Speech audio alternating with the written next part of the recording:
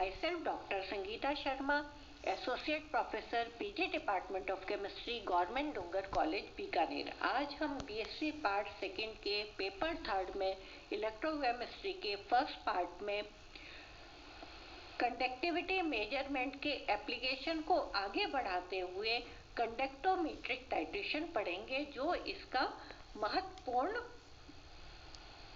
उपयोग है। कंडक्टोमीट्रिक टाइट्रेशन या चालकता मिति या चालकता मूलक अनुमापन।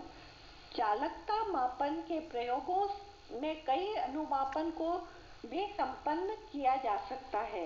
इन टाइट्रेशन का सिद्धांत इस तथ्य पर आधारित है कि किसी रासायनिक अभिक्रिया में आयनों की संख्या परिवर्तित हो सकती है तथा विभिन्न आयनों की स्पीड भिन्न भिन्न होती है। जब टाइट्रेट में धीरे धीरे टाइट्रेंट मिलाया जाता है तो विलयन की चालकता में परिवर्तन आता है। विलयन की चालकता एवं डाले गए अनुमापक के आयतन के मध्य ग्राफ खींचकर अनुमापन का तुल्य बिंदु या एंड पॉइंट परिकलित किया जाता है। हम अम्ल क्षार व अवक्षेपण अनुमापन या प्रेसिपिटेशन टाइट्रेशन इसमें पढ़ेंगे। पहले हम एसिड बेस टाइट्रेशन ले लेते हैं। एसिड बेस टाइट्रेशन यूजुअली 4 तरह की होती है। फर्स्ट है प्रबल अम्ल व प्रबल क्षार के मध्य अनुमापन, titration between a strong acid and a strong base. माना कि हम एक प्रबल अम्ल HCl व एक प्रबल क्षार NaOH के मध्य अनुमापन करते हैं। एक चालकता सेल में हम HCl विलयन लेकर उसकी चालकता नापते हैं। क्योंकि HCl एक प्रबल अम्ल है, अतः यह पूर्ण रूप से वियोजित अवस्था में रहेगा। HCl पूरा डिसोसिएट होकर H आयन व Cl आयन देता है। H आयन व Cl आयनों की गतिशीलता से विद्युत का चालन होता है और हम चालकता के मान को ज्ञात कर लेते हैं। अब हम इसमें 1-1 सेंटीमीटर करके ब्यूरेट से NaOH का विलयन डालते हैं। NaOH भी एक प्रबल क्षार है, अतः वह भी पूर्ण रूप से आयनित अवस्था में रहता है। जब HCl विलयन में NH4 विलयन डाला जाता है तो उसका उदासीनीकरण की क्रिया होती है और अधिक गतिशीलता वाले हाइड्रोजन आयन कम गतिशीलता वाले सोडियम आयनों द्वारा प्रतिस्थापित हो जाते हैं। HCl plus NaOH give rise to NaCl and H2O और यहाँ पर H2O अनआयोनाइज्ड फॉर्म में रहता है क्योंकि ये वीक सॉल्ट है या वीक इलेक्ट्रोलाइट है। फलतः विलयन की चालकता तेजी से कम होती जाती है। जब उदासीनीकरण की क्रिया संपन्न हो जाती है तो विलयन में HCl बिल्कुल नहीं रहता है। NaOH डालने पर हाइड्रोक्साइड आयनों की सांद्रता बढ़ती जाती है। चूंकि OH आयनों की स्पीड भी ज्यादा है, अतः चालकता का मान तेजी से बढ़ता जाता है। यदि डाले गए क्षार के आयतन और उसके से संबद्ध चालकता के मध्य ग्राफ खींचा जाए तो कर्व AB व CD प्राप्त होंगे, जिसे एक्सट्रापोलेट करने पर वह एक दूसरे को X बिंदु पर काटते हैं। अतः इस बिंदु को पर विलयन की चालकता न्यूनतम होगी और यही बिंदु एंड पॉइंट होता है। एक प्रबल अम्ल व प्रबल क्षार के मध्य जो चालकता अनुमापन का ग्राफ है वो हमने यहाँ पर टिपिकल ग्राफ दिखाया है। दूसरा है वीक अम्ल व प्रबल क्षार के मध्य अनुमापन, titration between a weak acid and strong base. एक दुर्बल अम्ल एसिटिक एसिड और प्रबल क्षार NaOH के मध्य अनुमापन का जो ग्राफ है वो हमने यहाँ पर दिखाया है। दुर्बल अम्ल व प्रबल क्षार के मध्य अनुमापन करने के लिए पहले चालकता सेल में एक दुर्बल अम्ल डालते हैं, जैसे कि एसिटिक एसिड। क्योंकि यह दुर्बल है तो कम आयनित होता है, आयनों की संख्या कम होने पर इसकी चालकता का मान कम होगा। लेकिन जब इसमें प्रबल क्षार NaOH डालते हैं तो एसिटिक एसिड NaOH से क्रिया करके एसीटेट आयन, सोडियम आयन और H2O बनाता है। इसमें H2O वीक इलेक्ट्रोलाइट है और सोडियम एसीटेट स्ट्रॉन्ग इलेक्ट्रोलाइट है। जब उदासीनीकरण की क्रिया संपूर्ण हो जाती है तो प्रबल क्षार NaOH की सांद्रता बढ़ने लगेगी। चूंकि OH आयनों की सांद्रता अधिक होने लगती है तो अधिक गतिशीलता वाले आयन होने के कारण विलयन की चालकता का मान तेजी से बढ़ता जाएगा। इस प्रकार हमें AB और CD वक्र प्राप्त होंगे, जिनको एक्सट्रापोलेट करके हम एंड पॉइंट X ज्ञात कर लेते हैं और एंड पॉइंट से हम कंसंट्रेशन कैलकुलेट कर लेते हैं। तीसरा है प्रबल अम्ल व दुर्बल क्षार के मध्य अनुमापन, titration between strong acid and weak base.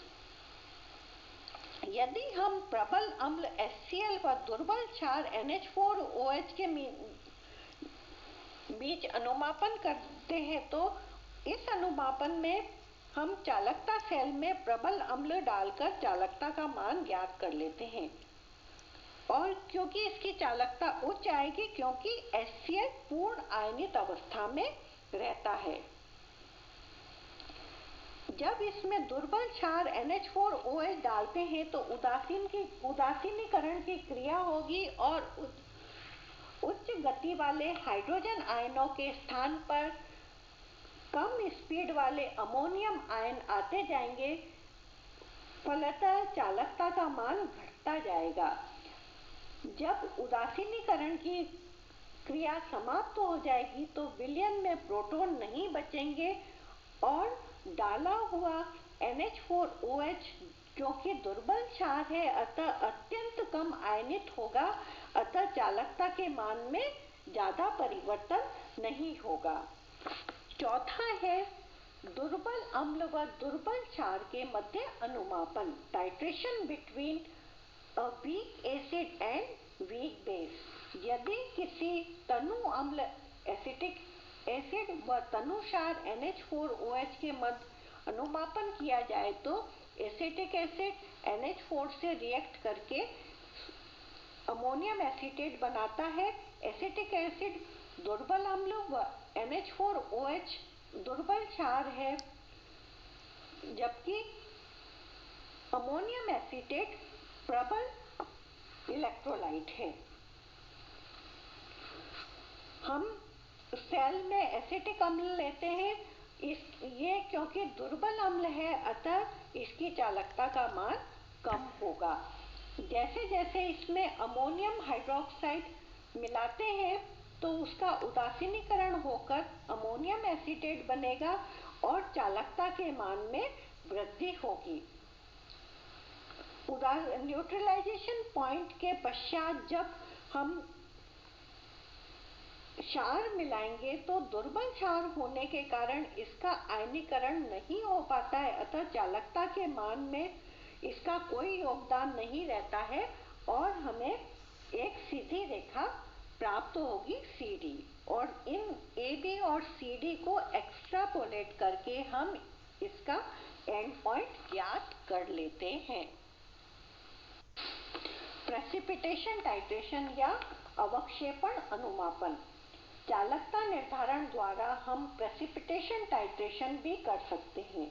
For example silver nitrate का KCl के साथ टाइट्रेशन। प्रारंभ में AgNO3 विलयन के चालकता सेल में लेकर उसमें हम KCl डालेंगे तो विलयन की चालकता में कोई विशेष परिवर्तन नहीं होगा क्योंकि सिल्वर आयन का प्रतिस्थापन पोटेशियम आयन द्वारा होता है और दोनों की गतिशीलता में कोई विशेष अंतर नहीं होता है, लेकिन एंड पॉइंट के बाद जब प्रबल विद्युत अपघट्य KCl की सांद्रता बढ़ती जाएगी तो चालकता के मान में तेजी से वृद्धि होगी।